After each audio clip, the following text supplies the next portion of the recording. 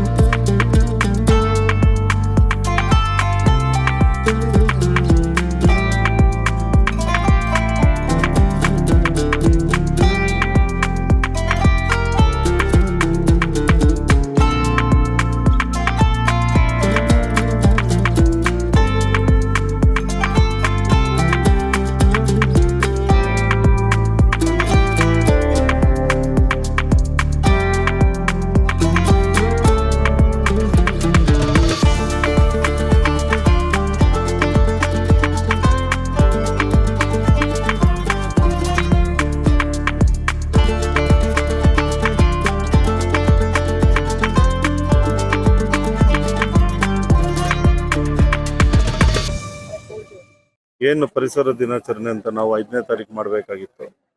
Election ಆಗಿತ್ತು, ಮತ್ತೆ ಎಲೆಕ್ಷನ್ದು ಕೆಲಸಗಳು ನಡೀತಾ ಇರೋ ದೇಶದಲ್ಲಿ ಎಲ್ಲ ಕಡೆ ಕೋಡ್ ಆಫ್ ಕಂಡಕ್ಟ್ ಇತ್ತು.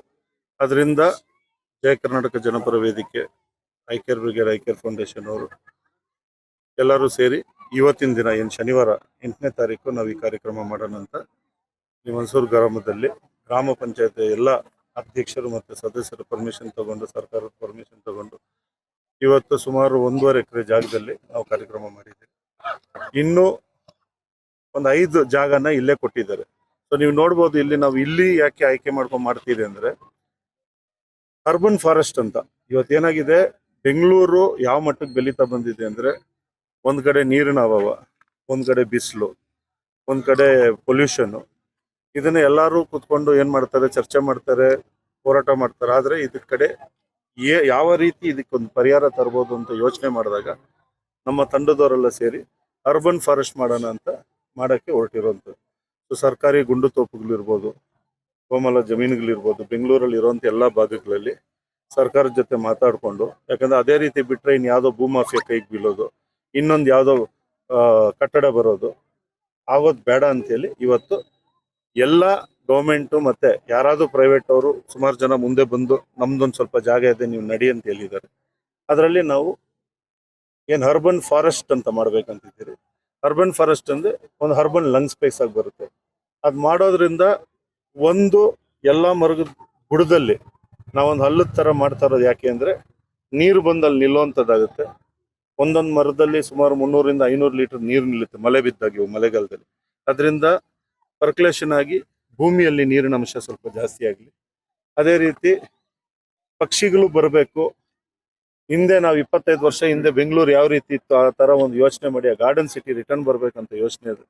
ಸ್ವಲ್ಪ ಫ್ರೂಟ್ಸ್ ಗಿಡಗಳು ಹಾಕ್ತಾ ಇದ್ದೀವಿ. ಆ ಫ್ರೂಟ್ಸ್ ಗಿಡ ಹಾಕೋದ್ರಿಂದ ಪಕ್ಷಿಗಳು, ಮತ್ತು ಬ್ಯಾಂಬೂ ಗಿಡ ಹಾಕೋದ್ರಿಂದ ಕ್ರಿಮಿಗಳು ಉಳ್ಕೊಳೋಂಥ ಜಾಗ, ಗಸಗಸೆ ಗಿಡ ಹಾಕೋದ್ರಿಂದ ಸಣ್ಣ ಪಕ್ಷಿಗಳು ಬಂದು ಉಳ್ಕೊಳೋಂಥ ಜಾಗ, ದೊಡ್ಡ ಜಾಮೂನ್ ಮರಗಳು ಹಾಕೋದ್ರಿಂದ ದೊಡ್ಡ ಪಕ್ಷಿ ಬಂದು ನಿಲ್ಲುವಂಥ ಜಾಗ.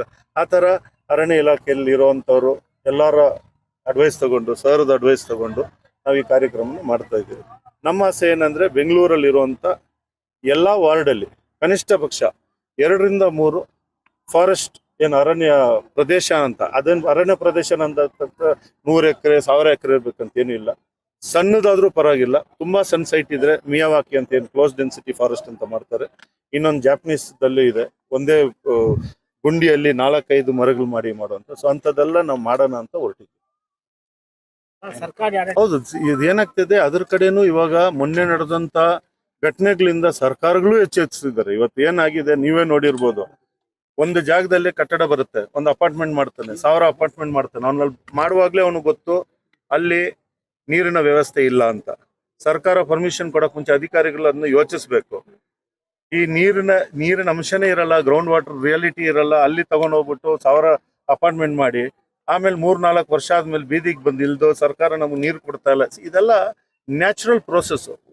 ನಾವೇನ್ ಕಿತ್ಕೊಂಡಿದ್ದೀರಿ ಇವತ್ತು ನಾವು ನಮ್ಮ ಪ್ರಕೃತಿಯಿಂದ, ಅದನ್ನ ನಾವು ರಿಟರ್ನ್ ಪ್ರಕೃತಿ ಕೊಟ್ರೇನೆ ಅದು ಬೆಳೆಯುವಂಥದ್ದು. ಇವಾಗ ನಾವು ನೀವೆಲ್ಲ ನೋಡ್ದಂಗೆ ಕೊರೋನಾ ಅಂತ ಬಂದಾಗ 1 ತಿಂಗಳು ಇಡೀ ಜಗತ್ ಬಂದಾಯ್ತು.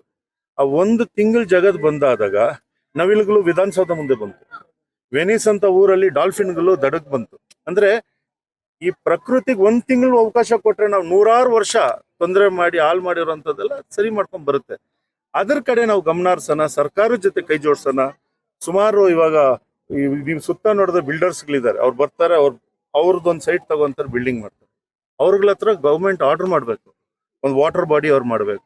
ಒಂದು ಪಾರ್ಕ್ ಅಂತ ಮಾತ್ರ ಅಲ್ಲ, ಪಾರ್ಕ್ ಕೂಡ ಮಲಿನ ಆಗ್ತಾ ಇದೆ. ಕೆಳನೆ ಅದೇ ಇವಾಗ ಜಸ್ಟಿಸ್ ಓಕಾ ಅಂತ ಇದ್ರು, ಅವ್ರಿದ್ದಾಗ ಇಡೀ ಒಂದ್ ತರ ಕರ್ನಾಟಕದಲ್ಲಿ ಒಂದು ಸಂಚಲನ ಮೂಡಿಸ್ಬಿಟ್ರು ಅವ್ರ ಆರ್ಡರ್ಸ್ ಇಂದ.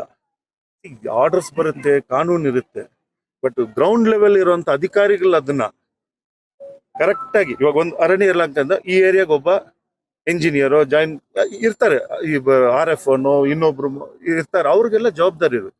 ಇವಾಗ ನಾವು ಸ್ಕೂಲಲ್ಲಿ ಎಲ್ಲದಕ್ಕೊಂದು ರಿಪೋರ್ಟ್ ಕಾರ್ಡ್ ಸಿಸ್ಟಮ್ ಇರುತ್ತೆ.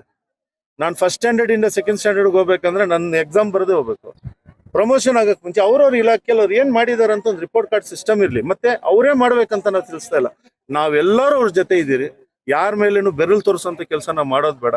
ಮುಂದಿನ ದಿನಗಳಲ್ಲಿ ನಾವೆಲ್ಲ ಸರ್ ಏನು ಬೆಂಗಳೂರು 25 ವರ್ಷ ಹಿಂದೆ ಹೇಗಿತ್ತು ಅದೇ ಬೆಂಗಳೂರಿನ ಮುಂದಿನ 25 ದಿವಸದಲ್ಲಿ ಬರುತ್ತಂತ ಒಂದು ಉದ್ದೇಶದಿಂದ ನಾವೆಲ್ಲ ಇದು ಮಾಡ್ತಾ ಇದ್ದೀವಿ. ಮುಂದಿನ ಪೀಳಿಗೆಗಳಿಗೆ ನಾವು ಮರ್ಸಿಡೀಸ್ ಕೊಡೋದಲ್ಲ, ಅಪಾರ್ಟ್ಮೆಂಟ್ ಕೊಡೋದಲ್ಲ, ಈ ಅರಣ್ಯನ ಅವ್ರಿಗೆ ರಿಟರ್ನ್ ಕೊಡುವಂಥದ್ದಾಗಲಿ, ಇಲ್ಲ ಪುಸ್ತಕದಲ್ಲಿ ನೋಡ್ಬೇಕಾಗುತ್ತೆ.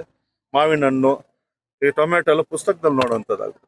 ನಾನು ತುಂಬಾ ಧನ್ಯವಾದಗಳನ್ನು ಅರ್ಪಿಸುತ್ತೇನೆ ಜಯ ಕರ್ನಾಟಕ ಜನಪರ ವೇದಿಕೆ ಅವರಿಗೆ. ಮುಂದೆ ನಾವು ಪೀಳಿಗೆ ಬದುಕಬೇಕಾದ್ರೆ ಅತಿ ಮುಖ್ಯವಾಗದ್ದು ಪರಿಸರ.